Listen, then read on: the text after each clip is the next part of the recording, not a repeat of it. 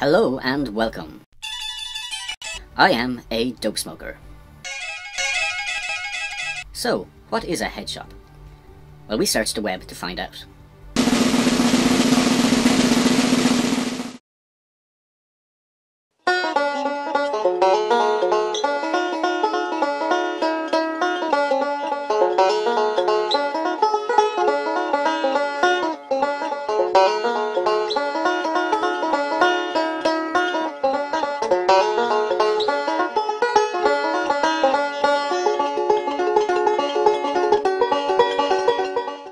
Human head shops are not much different though. You can get off your head with the products on sale there, and thus putting on another head, another state of mind.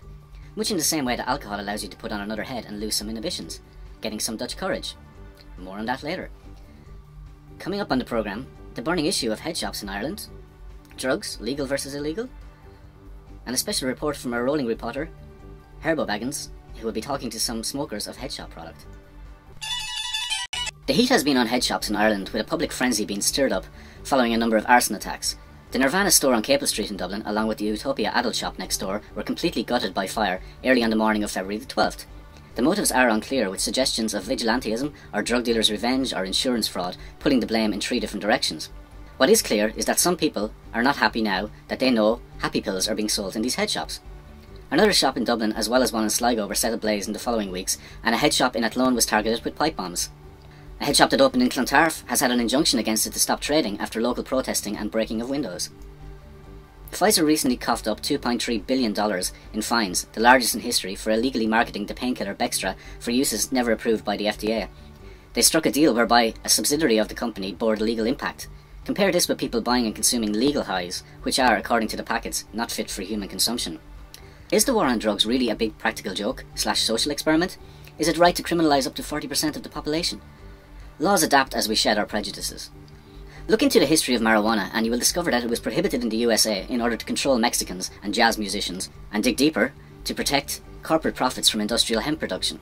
Or coffee, first brought from Muslim Turkey to Europe, there were calls for it to be banned as the devil's work, but Pope Clement VIII sanctioned its use in 1600, declaring that it was so delicious that it would be a pity to let the infidels have exclusive use of it. Its association with rebellious political activities led to its banning in tea-drinking England, among other places. Of course, coffee is now a commodity, like hemp once was. Here's what Noam Chomsky has to say about drug laws. Very commonly, substances are criminalised because they're associated with what's called the dangerous classes, poor people or working people.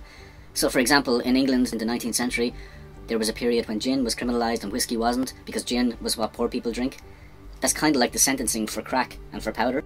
So who are the real criminals here? Today I'm with a couple who totally smoke the likes of me. Herbo Baggins, rolling reporter. I'm Herbo Baggins, rolling reporter. Herbo Baggins. So tell us, how long have you been smoking legal highs? I tried them first in the summer of 2008 and started smoking them more regularly as a replacement for cannabis in December. Well, this stuff is so good too. Yeah, it's quite good. It's got blue flowers in it and a hologram. And the ingredients, well, not much about that, but the usual, not free in consumption, smoke plus, 3 grams full. These days, to get good rest. And herb incense, whacked. You get whacked on that. Have you tried any of the other products, powders and pills? No, I'm not really interested in them, much like I'm not interested in powder or pills from the illegal market. I've done them, but they're not really for me. Although I would like to try some of the head shop stuff before they are banned, just for comparison. I hear they're a lot purer, not cut with the same kind of shit that the street drugs are. So, what have you smoked of the herbal highs? Well, you can see I have a bit of a collection of the packages here. I'm aware the ingredients don't list everything, and I have no doubt the real active ingredient in this stuff is synthetic. That's all from me, Herbo Baggins, for this edition. Join me next time when I'll be hitting the streets.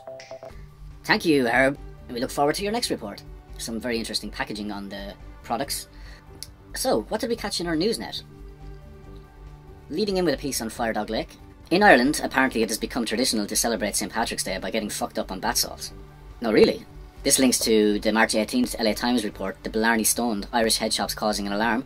That's quite a good piece there by Henry Chew, well worth a read. In the Sunday Independent we have an incitement for some down with this sort of thingism, in response to the opening of a head shop in a former flower shop. Siobhan O'Connor writes, "When I heard about the D3 head shop, I went in to chat to the girl working there. A non-Irish national, she seemed extremely upset. When she arrived into work to sell her daffodils, she was informed that she would now be selling something called the dog's bollocks instead." The Irish Times goes with the same story but focusing more on the breaking of the windows on the premises. In the news of the world, we meet Mr. Meow Meow, the supposed Mr. Big of legal high wholesales in the UK. Shocking stuff, this. And this is his website, which is mentioned in the article, where you can see some of the products on sale. Here's a listing on eBay for instructions how to make your own legal highs. Another wholesale site here, Maya, with some promotional pictures of the smoke product, reminiscent of the advertisements for tobacco when it was apparently cool. And here's another site which sells bulk amounts of the herbal and other products, as well as the research chemicals, JWH073, and mephedrone itself. Finally, we have Charlie Brooker's piece in The Guardian yesterday, where he claims that newspapers are the most dangerous drug available today. In its purest form, a newspaper consists of a collection of facts, which in controlled circumstances can actively improve knowledge. Unfortunately, facts are expensive, so to save costs and drive up sales, unscrupulous dealers often cut the basic contents with cheaper materials such as wild opinion, bullshit and empty hysteria.